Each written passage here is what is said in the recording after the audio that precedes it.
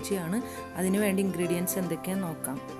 ഒരു ക്യാപ്സിക്കത്തിൻ്റെ പകുതി, ഒരു പകുതി ക്യാരറ്റ്, ഒരു വലിയ പിടി കോളിഫ്ലവർ, ഒരു മീഡിയം സൈസ് പൊട്ടറ്റോ 4 എണ്ണം.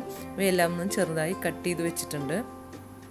ഇവ എല്ലാം കൂടിയിട്ട് കുക്കറിലിട്ട് ഉപ്പിട്ടിട്ട് ഒന്ന് 4-5 വിസിൽ വരുത്തി നമുക്ക് അടിച്ച് വേവിച്ചെടുക്കാം. നല്ലപോലെ വെന്ത് കിട്ടണം, അതിന് വേണ്ടിയിട്ടാണ് 4-5 വിസിലടിക്കുന്നത്.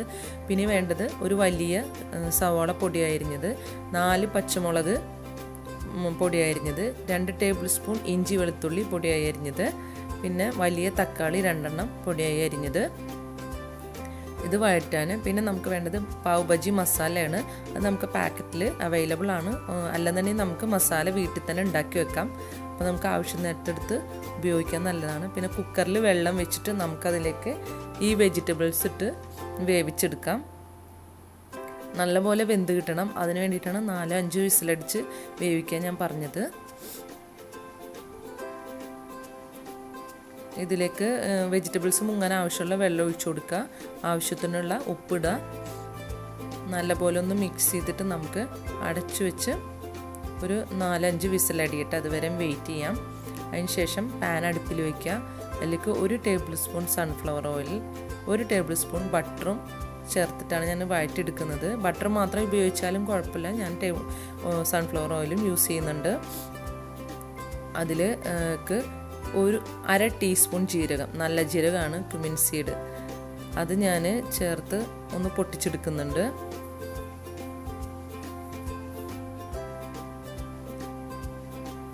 ക്യുമിൻ സീഡ് പൊട്ടിയതിന് ശേഷം അതിലേക്ക് അരിഞ്ഞു വെച്ച് സവാള ആഡ് ചെയ്ത് കൊടുക്കാം.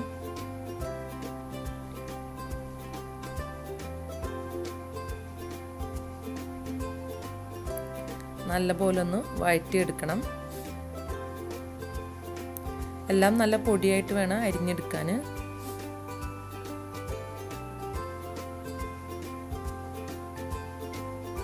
അതിലേക്ക് ഞാൻ കുറച്ച് മസാലയ്ക്ക് ആവശ്യമുള്ള കുറച്ച് ഉപ്പിട്ട് കൊടുക്കുന്നുണ്ട്. സവാള വഴന്ന് വരുമ്പോൾ നമുക്കതിലേക്ക് ഇഞ്ചി വെളുത്തുള്ളി പച്ചമുളക് ആഡ് ചെയ്യാം. ഇതിൻ്റെ ഒരു റോസ് സ്മെല്ല് പോകുന്നവരൊന്ന് വഴറ്റി കൊടുക്കാം.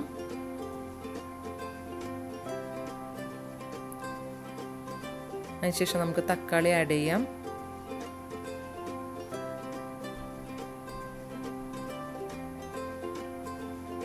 നല്ലപോലെ ഒന്ന് വഴറ്റി തക്കാളി നല്ലപോലെ ഒന്ന് ഉടഞ്ഞ് കിട്ടണം.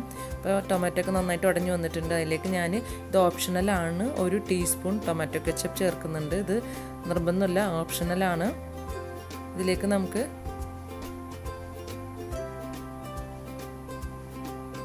പാവ് ബജി മസാല ആഡ് ചെയ്യാം.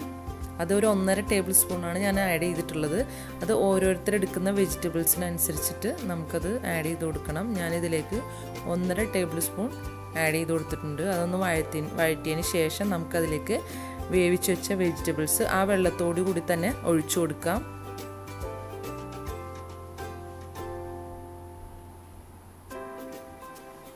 ഇനി വെജിറ്റബിൾസ് ഇതിലിട്ട് നല്ലപോലെ കുത്തി ഉടച്ച് വെള്ളമൊക്കെ ഒന്ന് വറ്റിച്ച് കുറച്ച് കുറുക്കിയെടുക്കണം. ഈ വെജിറ്റബിൾസിൽ മസാലയൊക്കെ നന്നായി പിടിക്കുന്ന വരെയും ചെറിയ തീയിലിട്ട് നമുക്ക് ഒന്ന് വെള്ളമൊക്കെ വറ്റിച്ചെടുക്കാം. നല്ലപോലെ വേവിച്ചെടുത്തിട്ടുണ്ടെങ്കിൽ വെജിറ്റബിൾസൊക്കെ പെട്ടെന്ന് തന്നെ ഉടഞ്ഞു കിട്ടും. ഇതുപോലെ കുത്തി ഉടച്ചെടുക്കാൻ എളുപ്പമായിരിക്കും. കുറച്ചൊന്ന് വെള്ളം വറ്റുന്നവരെ നമുക്ക് ചെറിയ തീയിലിട്ട് ഒന്ന് കുറുക്കിയെടുക്കാം.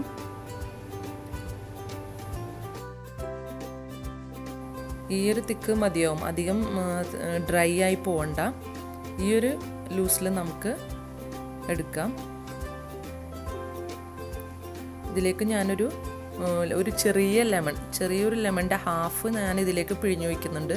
അത് നിങ്ങൾ തക്കാളിയുടെ പുളിയുടെ അനുസരിച്ച് വേണം ലെമൺ ജ്യൂസ് ഒഴിച്ചു കൊടുക്കാൻ. അത് ഓരോരുത്തരും പുളിക്കനുസരിച്ചിട്ട് ലെമൺ ജ്യൂസ് ഒഴിച്ചു കൊടുക്കുക. പിന്നെ ഈ മസാലയ്ക്ക് ആവശ്യമുള്ള കുറച്ച് ഉപ്പ് കൂടി ഞാൻ ആഡ് ചെയ്യുന്നുണ്ട്. പിന്നെ നമുക്കിതിലേക്ക് ചേർക്കേണ്ടത് മല്ലിയിലയാണ്. കുറച്ച് മല്ലിയിലയും കൂടിയും ഇതിലേക്ക് നമുക്ക് ചേർത്ത് കൊടുക്കാം. ഇതിലേക്ക് കുറച്ച് ബട്ടർ ആഡ് ചെയ്ത് കൊടുക്കുന്നുണ്ട്. അത് ഞാനിപ്പോൾ 1 ടേബിൾ സ്പൂൺ ബട്ടറാണ് ഇതിലേക്ക് ഇടുന്നത്. നിങ്ങൾക്ക് 1-2 ടേബിൾ സ്പൂൺ ബട്ടർ ആഡ് ചെയ്യാം. ബട്ടർ അധികം ചേർക്കുന്നത് നല്ല ടേസ്റ്റാണ് അത് കഴിക്കുമ്പോൾ. ഞാനിപ്പോൾ 1 ടേബിൾ സ്പൂൺ ബട്ടർ ഇതിലേക്ക് ഇട്ട് കൊടുക്കുന്നുണ്ട്. പിന്നെ പാവ് ബണ്ണിൻ്റെ മീതെ പാവ് ബണ്ണ് ഞാൻ 2ആയി സ്ലൈസ് ചെയ്തിട്ട് അതിൻ്റെ ഉള്ളിലായിട്ട് ഇതുപോലെ നല്ല പോലെ ബട്ടർ തേച്ച് പിടിപ്പിച്ചിട്ട് പാൻ അടുപ്പിൽ വെച്ച് ഒന്ന് ചൂടാക്കി എടുക്കുന്നുണ്ട്. കുറച്ച് നല്ല പോലെ തന്നെ ബട്ടർ തേച്ചാൽ നല്ല ടേസ്റ്റ് ആയിരിക്കും. ഇതുപോലെ പാവ് ബണ്ണ് നമുക്ക് ഷോപ്പിൽ നിന്ന് വാങ്ങിക്കാൻ കിട്ടും.